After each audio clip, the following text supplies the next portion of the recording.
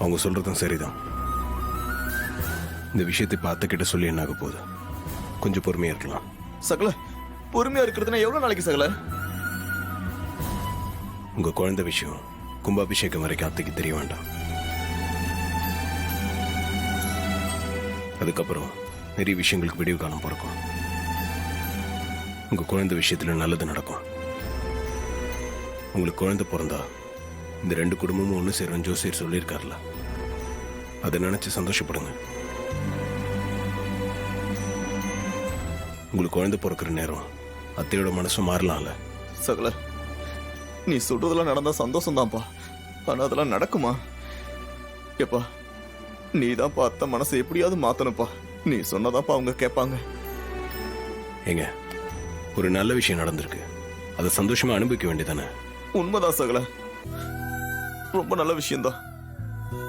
3 வருஷமா நாங்க 2 பேரும் பட்ட வலி வேதனைக்கெல்லாம் இப்பதான் ஒரு விடிவு காலம் வந்திருக்கு. சகல, இப்ப கூட பாரேன், என் பொண்டாட்டி கர்ப்பமான இருக்கிற விஷயத்த வீட்டுல எல்லார்கிட்டையும் சொல்லி சந்தோஷம் கூட பட முடியல. நாங்க 2 பேரும் அப்பா அம்மா ஆயிட்டோன்னு சந்தோஷமா சொல்லிக்க கூட முடியலையா?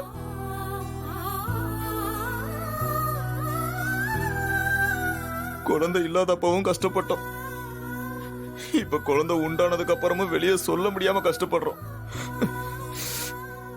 எங்க நிலைமை யாருக்கும் வரக்கூடாதுப்பா. ஏங்க, என்னங்க இது? கண் கலங்கிட்டு இருக்கீங்க. இது ஒன்றும் நிரந்தரமான பிரச்சனை இல்லை. இந்த சிச்சுவேஷன் இன்னும் கொஞ்ச நாள்ல கண்டிப்பா மாறிடும். தைரியமா இருங்க.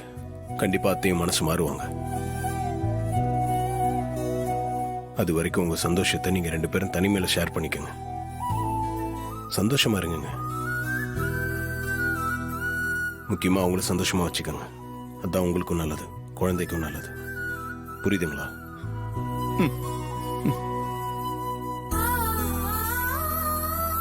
ரெஸ்ட் எடுக்க